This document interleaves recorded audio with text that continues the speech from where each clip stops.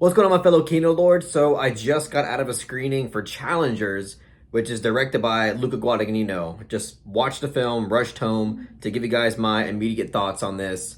And let me just give you my quick relationship on Luca Guadagnino. I've seen Call Me By Your Name, which I think is a pretty damn good movie. I've seen Suspiria, which I think is a good movie. And then I've seen Bones and All, which I think is fine. I know it's kind of a hot take, but I really wasn't that huge on the movie. It's not bad. I think it's fine. I think it's recommendable enough, but I would never watch it again. Um, so I think with that being said, I kind of went into Challengers with reasonable expectations. I did find it quite interesting that he is making like a sports drama film. I never really thought he would tackle this genre of filmmaking. Just didn't really seem to speak to his style or anything, but either way, it had me intrigued. So walking out of this film, I do gotta say that I think this is a pretty damn good movie. I don't know, it's really hard to not walk out of this film smiling and kind of just being high on the whole experience. Um, there's just so much involved with this film thematically and stylistically. And I do think that it is pretty unique when it comes to the sports drama genre in general. Um, I don't know, just I love how this film tackles, to me, essentially competition, love, and friendship. And it intertwines these themes in a way that kind of conveys how deeply in conflict all of these things are. And I almost feel like each one of these main characters, involved in this type of love triangle thing, if you want to even call it that, um, they almost serve as one of the thematic extensions, whether it be friendship, whether it be love, or whether it be competition. They all have like remnants of these themes in their character, but one of them is an extension, more of an extension of one of those themes, in my opinion. Um, but with that being said, I will say this. Frankly, it took me a while to get into this movie. It took me like a good, what felt like 25 minutes to maybe even half an hour to really get engaged and invested into the material. And, it wasn't, well, I'll just say this first. I think it was mostly because of the fact that I just didn't really care about the characters. I just really couldn't not only relate to them, but, you know, kind of get on board with their personalities or, feel anything with any type of conflict. It all just, I don't know. I felt like it expected too much of the audience to care right out of the bat, right out of the gate, to kind of care about what was happening. And there was also like some weird editing choices when it came to just like the more conversational scenes. There was a lot of quick cut editing that just felt a little jarring. And the music and score, especially in the first 30 minutes, I just was not, it felt overbearing, and it was not clicking at all.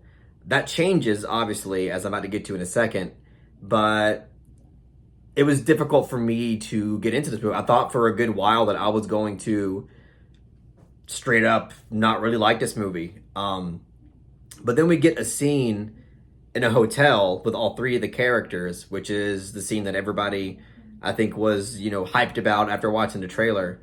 And it was really like during that scene and afterwards where I felt, all right, I'm on board now. I'm engaged.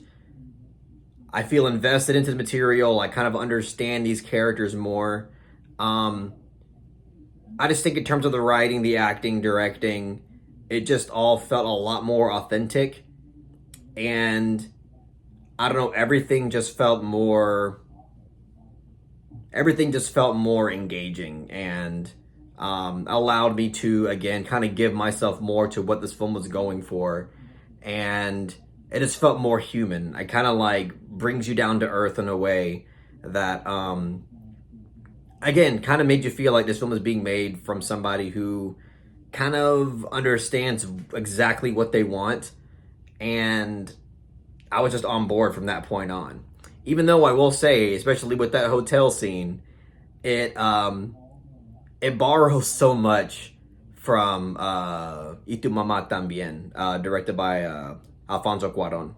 Uh, I mean, there's so much about that scene that is, I mean, straight up like it almost seems like dishonest to say that it's just inspired by it. Like there's so much elements of it that feels like it is like straight from Y Tu Mamá También, not only conceptually but thematically and in terms of like character writing, it's all there.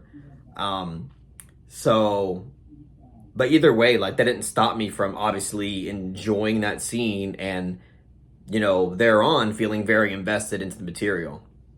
So I mean, once that point, like after that progresses, after we see that scene and then the film progresses, I was very much on board with everything. Not saying that it was like a flawless film after that. I still have like some issues here and there, but overall, after that point, it became a very effective film. I was very, very engaged, and again, stylistically, I just think it's obvious. Like it's very obvious that Guadagnino was given a lot of liberties to present this film in the way that he wanted to, especially when it comes to the score, which is composed by Trent Reznor himself. The score in this movie has such a bombastic personality to it. And after that point, for the majority of the time, I think it works really well. And I think, I mean, for what it's worth, even for the parts that I don't necessarily like in terms of how the score was incorporated, I think that it still helps it stand out as a unique film amongst the sports genre. Like I just know that when people go see this movie, they just, especially because of the way that the score is used, they're going to come out of it thinking that they haven't really seen a sports film presented in this way, because the score is such a huge element to the overall personality and presentation to this movie. Honestly, like in terms of the sound and overall beat, it reminded me a lot of Gaspar Noé's Climax. Just this very like, you know, clubby and high powered, energetic techno beats that are in it. And it was again, for the most part, I think it's used in a really unique and entertaining way, that I think plays a huge part in the style of the movie. But I will say there are some parts where I think it was a little bit overused. Like there's some parts where I'm like, all right, first of all, like I just don't feel like this scene really needed it. Like there's this one scene in a sauna where it was going just fine, and I was really feeling the dialogue and the dynamic and the conflict, and then the score just, I feel like, just comes out of nowhere, and we're just experiencing it. But I just didn't. I'm not a huge fan of every single way that the score was incorporated. I'll just say that there's some scenes where I feel like you could have either had no score or you could have chose something a little different to accompany the material that we're watching.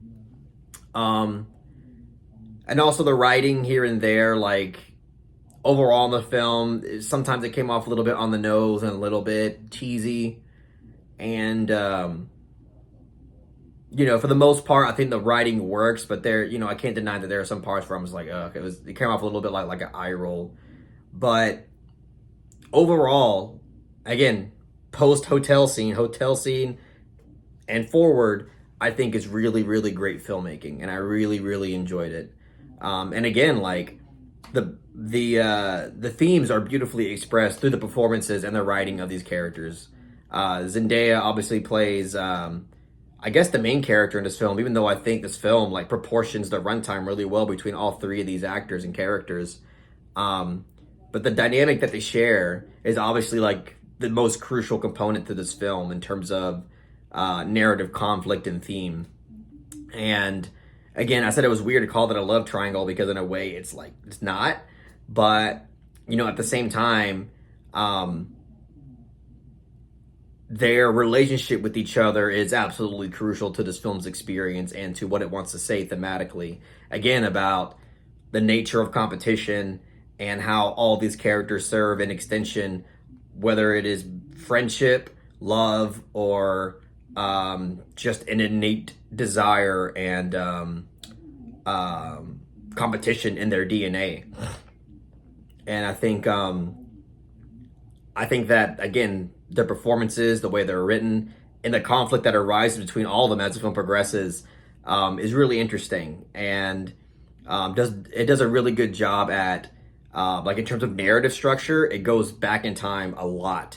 It goes back and forth, in present time to the past time, like so many times, and sometimes it can feel like a little disorienting, but the film kind of makes sure when it goes back in time and even back to present that it lets you know like where exactly we're at in the timeline. But the structure, regardless of it telling you, it's pretty unconventional. I think even like especially in the standard of like sports drama films. And I think that again, that is something that kind of separates it from your average sports film, and made it more of an interesting experience while you're going, because things just get unraveled, and the more that you come to understand the context of what we're presently watching, the more compelling it becomes, and then it just builds up into something that is so grandiose in the final like 10 minutes of this movie. It is, to me, I think this ending is so good. Like, it is a brilliant ending, in my opinion.